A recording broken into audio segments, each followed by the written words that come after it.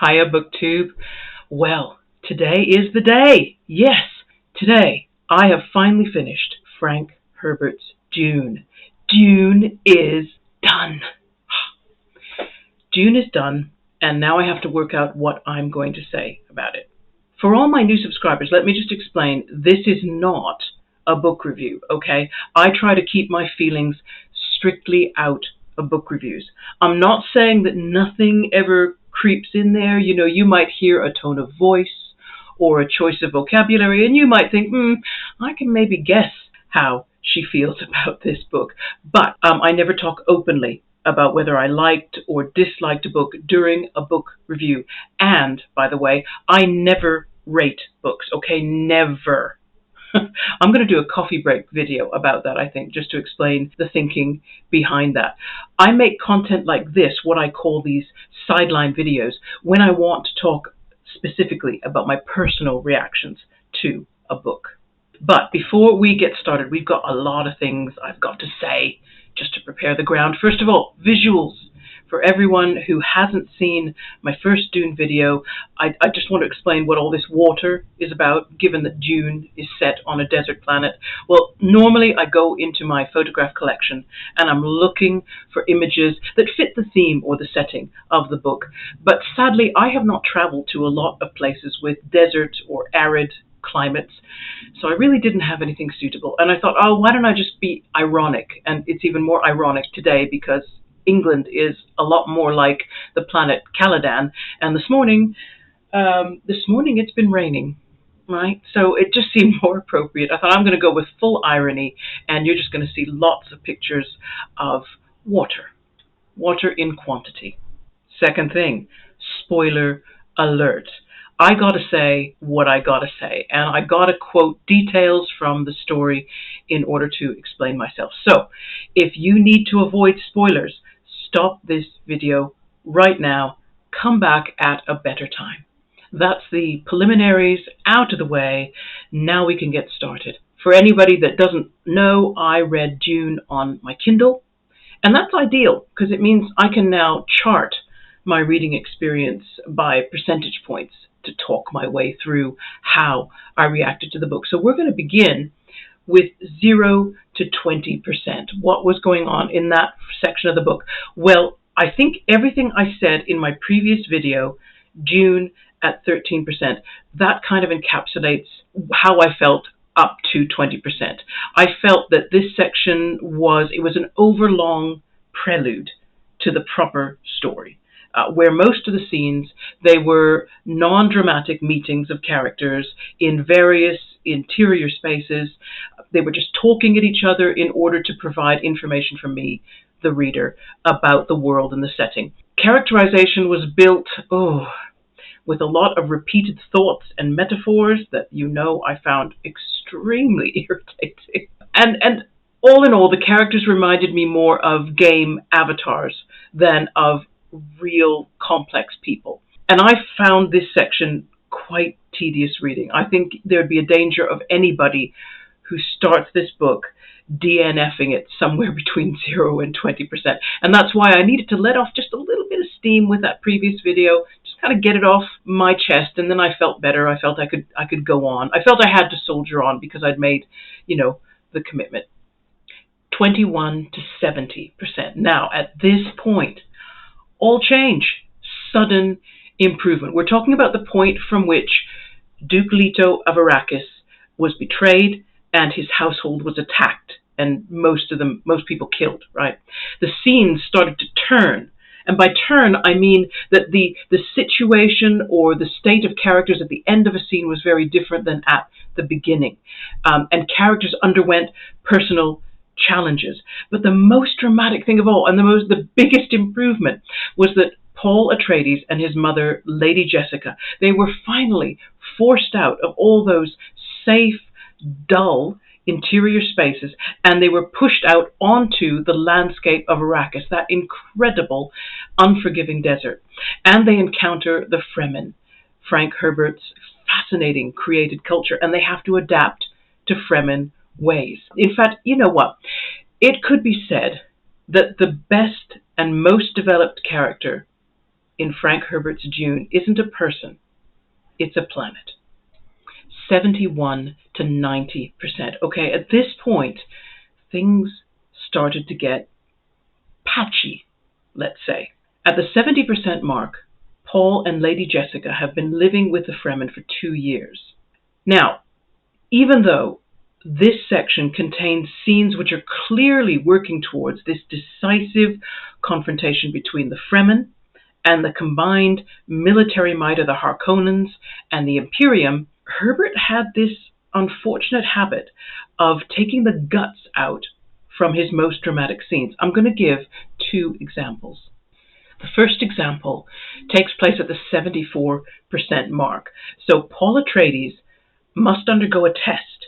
He must stand alone in the open desert, and he must lure one of the sandworms using a thumper, which is a device that creates regular vibrations on the planet's surface. So for those who do know Dune, you'll know these worms, they're massive. They're the size of buildings.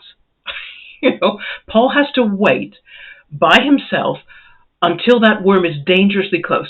And then he must use the training that he's been given over the 2 years and I don't know how many hooks, I think just 2 hooks. And he needs to get himself onto the sandworm's back, so to speak, or catch it as its body curves. And then he's got to ride the worm by preventing the worm from doing what it naturally wants to do, which is dive back under the sand again. And then he not only has he got to ride it, but he's got to steer it by using these hooks in the direction that he wants the worm to travel. It's an amazing scene in an amazing environment. Or it would have been if Herbert had stayed with it. Instead, at the moment of utmost jeopardy, when Paul is still standing on the ground and that worm is so close that you honestly don't know whether Paul will live or die, Herbert just cuts you.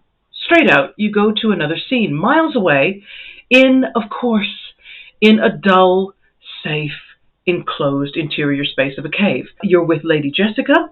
You know that Paul is still undergoing his test because Lady Jessica is worrying about it. Yeah, well, so are you. So was I. And there is a problem in the Fremen community with Lady Jessica's daughter, granted, which does need to be dealt with, but it's low-level drama in comparison. And I honestly, in hindsight, I felt that scene could have been moved, rearranged so that it occurred somewhere else. Did not interrupt that all-important scene. By the time, after 12 pages of that dialogue in the cave, Herbert finally takes you back and you're with Paul Atreides, and he's already up and riding the worm and taking it all over the place. And frankly, I just felt that I was cheated out of a really pivotal experience, which only happens on this unique planet. The second example happens at the 85% mark. Now, this is the climactic military face-off, right? Let's describe the setting. We are at the outer limits of the city of Arrakis. This is the same city that Duke Leto held, where he was betrayed, attacked, his associates scattered or killed, the place from which Paul and Lady Jessica had to flee. They are now returned there. So we can see the perimeter city wall, and then beyond that, we've got a natural desert basin. On one side of that basin, you've got Paul Atreides and his Fremen, and they're hiding in tunnels and passages that they've had cut into the rock formations on one side of the basin. On the other side of the basin, you've got the combined military power of the Harkonnens and the Emperor's imperial forces. You've got some of those on the ground, but you also know that you've got more waiting in space. It couldn't get, the jeopardy couldn't get greater. Paul and Stilgar, the Fremen leader, what they have worked out is a plan that they are going to use atomics. And this is a weapon that can disable the shields that are protecting the city wall. And they're timing that blast so that it occurs at the exact same time that a big sandstorm is coming in. And that's a perfect strategy because it means that their enemies won't be able to counterattack, and also the force of the storm is going to add its destruction to the atomic blast, right? So, more than at any other point in this book, this is the time for more action, less talking. But what happens? What does Herbert do? Well, from pages 571 to 578, we sit and listen to Paul Stilgar and his associate, Gurney Halleck, nitpick about the details of their own battle plan, right? Like a bunch of old women. I mean, it's just a little of it would be understandable because everybody has nerves before a battle, right? But 7 pages, okay? They would have worked out all those details beforehand. They would have had those arguments. They'd have been done. So now you know the experience from 71% to 90%. It's a bit of a mixed thing. But once you get to 90%, I mean, you have to know, regardless of how bad the writing is, you have to know how it all works out. So let's go on and talk about 91 to 92%. This is the ending of the novel proper, okay? Don't worry, I'll explain that. Herbert gave me a whole new experience here of anti-climax. I mean, it's absolutely true. I could not have predicted much about the ending of the book based on what I'd already read, except, the hunch that Paul was going to get through it alive, and probably Lady Jessica. Really wasn't sure about other characters. But nobody could have predicted the critical final confrontation between Paul Atreides and, of all people, Count Fenring. Because the only hint that we get in the whole of the book is this cryptic statement on page 465. It's one of Princess Irulan's lovely little epigraphs that head each chapter. Fascinating of themselves. I mean, it's obvious that she's gonna create all these literary works sometime in the future, but you've got no hope of recognizing that particular remark relates to the end of this book. Given that you usually know there's many, many books in the Dune series. So, and Count Fenring himself, I mean, let's talk about him. He's nothing but a mentioned name until the 61% mark in the novel. And then he makes one appearance, right?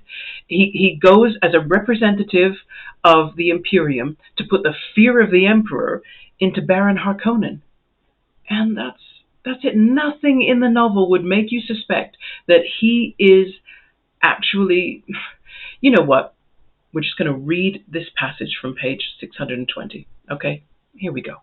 Paul, aware of some of this from the way the time nexus boiled, understood at last why he had never seen Fenring along the webs of prescience. Fenring was one of the might-have-beens, an almost Kwisatz Haderach, crippled by a flaw in the genetic pattern, a eunuch, his talent concentrated into furtiveness and inner seclusion. A deep compassion for the Count flowed through Paul, the first sense of brotherhood he'd ever experienced. Oh, okay. So, we learn, suddenly, that Fenring is the one person who could defeat Paul in a fight because it turns out, ta-da, it's possible for there to be more than one Kwisatz Haderach at the same time. Absolutely no hint of this at anywhere previously in the text, and believe me, I have looked. The two of them recognize each other as fellow Kwisatz Haderachs, and they don't fight. End of novel. Right, well, when the reader is never presented with enough information to speculate on the ending in any way whatsoever, it does feel like a mean-spirited trick. Now, I don't think that Frank Herbert was mean-spirited.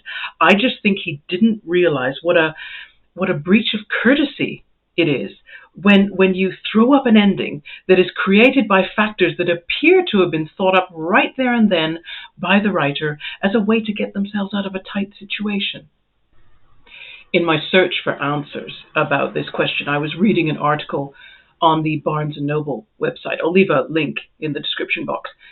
The writer John Bardinelli, he talks about this issue. He says, quote, Frank Herbert left out details underlying Dune's factions and histories. The idea behind this decision was twofold. First, and most fitting, was his refusal to take a leadership role over his created universe. In a story about the dangers of looking to one person for answers, why would he want people looking to him for answers? Unquote. This is a complete nonsense argument. It is not possible for an author to refuse to take a leadership role over something they created. Every act of constructing a novel is a leadership decision, right? Whether you leave something out or put something in, that's your decision, right? Dune is Frank Herbert's collection of leadership decisions. And if what Bardinelli says is true, then I'm sorry, Herbert can't avoid the responsibility of leadership any more than Paul Atreides can. Bardinelli goes on to give a second reason for leaving out information. He says Herbert, quote, wanted people to think about the book from the inside out. What? And create their own meaning. Don't ask the author, ask yourself. Unquote. Look, I agree that speculating is part of the fun of reading speculative fiction, but there is this fine balance between leaving space for speculation, so leaving enough out so that there's room for speculation, and then leaving out so many critical facts that there isn't enough material on which to ground good speculation. Let's think of crime novels, right, as an example. They're the same. They have to maintain that same fine balance. If you give the reader too much information, they'll guess who did it, halfway through the book. Not satisfying. However, if you fail to give them enough detail so that they can at least try to work on the puzzle themselves, well, they feel irritated when the book's over. They feel unfairly excluded from the chance to use their own minds, to ask themselves. They aren't given a fair chance to ask themselves. Okay, I'm getting so carried away now, I'm forgetting there's still a bit of the progress report to go, right? We yet to talk about 93 to 100%, okay? These are the appendices. And in my very, very humble opinion, this is the best writing in the entire book. Yep. It's pure fictional reportage, but it was consistently well-written reportage. I ate it up.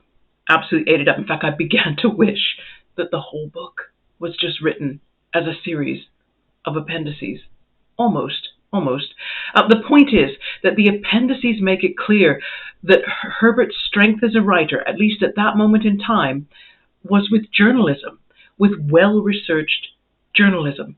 Research was what made the world of Arrakis and the Fremen so fascinating. It's what made that 20 to 70% segment of the novel just fly, because it was so much about that world that he had researched so well. In my opinion, Herbert had a couple of weak areas when he started to write fiction. He is weak in the construction of character and dialogue. And I just mean weak. I don't mean incapable, because there were character moments that moved me greatly. Let's take the dutiful, self-sacrificing death of Duke Leto, or Kynes alone in the desert experiencing his own death slowly, or Lady Jessica when she first transforms the water of life to become a Reverend Mother herself. There are moments when Herbert stayed with the character throughout the ordeal. That's really important, right? You need to give readers the opportunity to experience vicariously what is that important, because otherwise they don't care enough about the character to want to know what happens to them next. Herbert's other weakness was pace, okay? He tended to drag out the wrong scenes, right? Those closed room, talking heads, nothing really changes from beginning to end scenes. Those would go on for pages and pages and pages. Whereas scenes that did have high drama or jeopardy, he tended to interrupt, or he just didn't write them for long enough, so you didn't get the suspense to build. There are exceptions to this. I mean, let's take the final contest between Paul Atreides and Fayed Reuther, who's the nephew of Baron Harkonnen and his heir. That did hold out long enough to build tension. That was a very good little ending scene. I just wish that Herbert had had an editor who'd spotted where he was just a little weak and just coached him through some rewrites, because the premise for Dune and the world building were first class. And to my mind, it's a shame that book deserved first class character development and first class pacing to go along with it. Okay. End of seriousness now, right? Little humorous picture about just how close Riverside Close can become, yeah, in a wet country where sometimes rivers flood. Okay. Now you might think, right, I've said all that I've said about Dune, and the next thing I'm going to say is I'm going to give it a big thumbs down and recommend that you not read it. Mm-mm. No, that's absolutely not the case. And that's because I'm always bearing in mind readers have totally different tastes in stories. Totally different. There are readers who love world building. They're less concerned about character development. I mean, okay, think about game scenarios as an example, right? Most game scenarios, the characters, they're simple types, aren't they? The world is complex, and how many millions of people love gaming? So, if world building is what really pushes your buttons, yeah, read Dune. Well, you probably already have.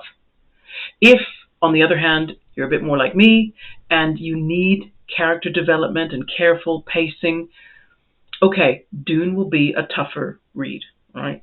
Warning. The book will have its good moments for you, but they just won't feel like nearly enough. Okay, that's it, guys. What's coming up next on the channel? Straight away, we're going to have Middlemarch meditation. I'm going to record that next.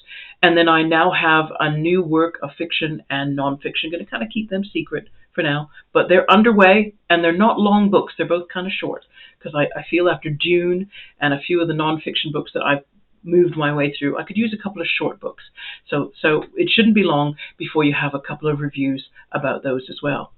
Okay, everybody, look, hope that you found my little Dune rant helpful, and I look forward to seeing everybody again soon. Take care. Bye-bye.